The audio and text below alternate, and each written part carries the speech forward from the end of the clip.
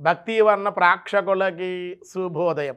4/5/2025 స్వస్తి శ్రీ చాంద్రమని విశ్వావసునామ సంవత్సరం ఉత్తరాయణం వసంత ఋతువు వైశాఖ మాసం శుక్లపక్ష సప్తమి ఆదివారం. సప్తమి మధ్యాహ్నం 12:25.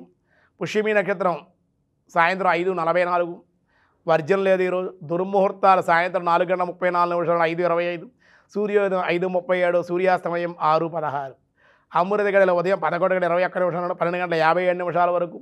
రాహుకాలం ఈరోజు సాయంత్రం 4:30 నుండి 6 గంటల వరకు రాహుకాలం. శుభ సమయం ఉదయం 6 గంటల నుండి 7 గంటల వరకు. మధ్యాహ్నం 3 గంటల నుండి 4 గంటల వరకు శుభకాలం. సూలయోగం ఉదయం 6:30. అతిగండం తెల్లవారుజామున 5:07. వని మధ్యాహ్నం 12:25. భద్రకరణం రాత్రి 12:13. ఈరోజు భానుసప్తమి గంగా జయంతి అన్నారు. డొల్లకత్తిరి ప్రారంభమైంది ఈరోజు మధ్యాహ్నం 12:13 చిన్నకత్తిరి ప్రారంభమవుతుంది. దినారంభ చక్రంలో ముందుగా ఈరోజు మేషరాశి భోజన సౌఖ్యం, విశేషమైన లాభాలు, ఆరోగ్య లాభం, ఆనందం. వృషభ రాశి వృత్తి ఉద్యోగాల్లో వ్యతిరేకతలు, శ్రమ అధికంగా ఉండే అవకాశం. మిథున రాశి ధనలాభం, రుణములు తీర్చుట, సంతోషకరమైన వార్తలు వినే అవకాశం. కర్కాటక రాశి పై అధికారులతో కోపతాపాలు, మానసిక అశాంతి, కొన్ని ఇబ్బందులు పడే అవకాశం. సింహరాశి రుణములు చేయవలసి రావట, వ్యాపారంలో నష్టాలు, ధనమునకు ఇబ్బందులు, ఎంత ధనం వచ్చినా ఏదో రూపంలో ఖర్చు అయిపోవడం. కన్యారాశి ఉద్యోగులకు లాభం, వ్యతిరేకత, అనారోగ్య సమస్యలు వేధించే అవకాశం. తులారాశి స్త్రీల వల్ల సమస్యలు, రుణములు తీర్చుట, శ్రమ అనంతర లాభాలు. వృశ్చిక రాశి శారీరక మానసిక ఒత్తిళ్ళు, వాహన మార్పులు, గృహంలో ఉద్యోగంలో కూడా మార్పులకి అవకాశం ఉంది.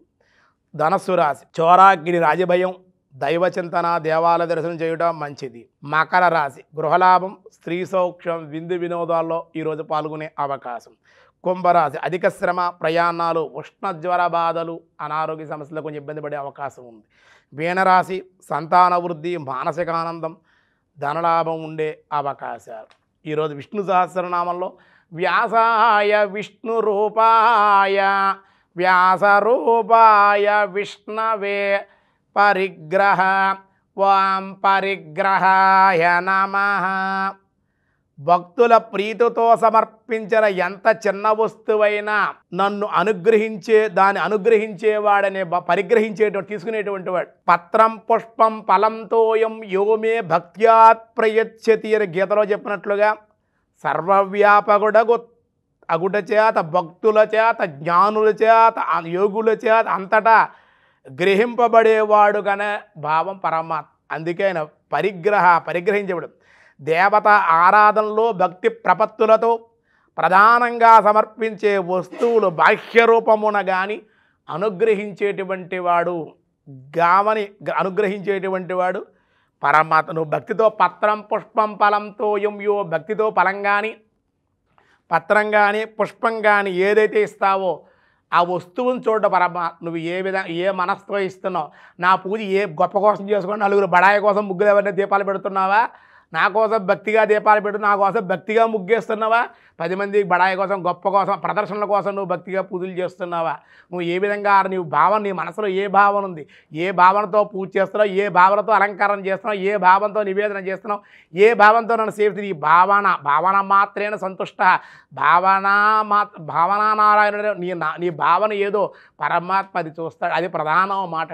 మనం అది చేసాం ఇది చేసాం కానీ మంచితనంగా మన పిల్లల్ని ఎంత ప్రేమగా చూసుకున్నా భగవంతుని ఇంట్లో గృహదేవతను కూడా అంత ప్రేమగా, అంత శ్రద్ధగా, అంత భక్తిగా చూడాలని అలా ఇచ్చేటువంటిది ఉదకం కానీ, పుష్పం కానీ, ఫలం కానీ, తోయం కానీ నువ్వు ఏది ఇచ్చినా నేను పరిగ్రహిస్తున్నాను అని పరిగ్రహుడు అని పరమాత్మను పిలిచారు అని చెప్పడం జరిగింది. మిగతా విషయాలు రేపు చూద్దాం. ఈరోజు స్వస్తి.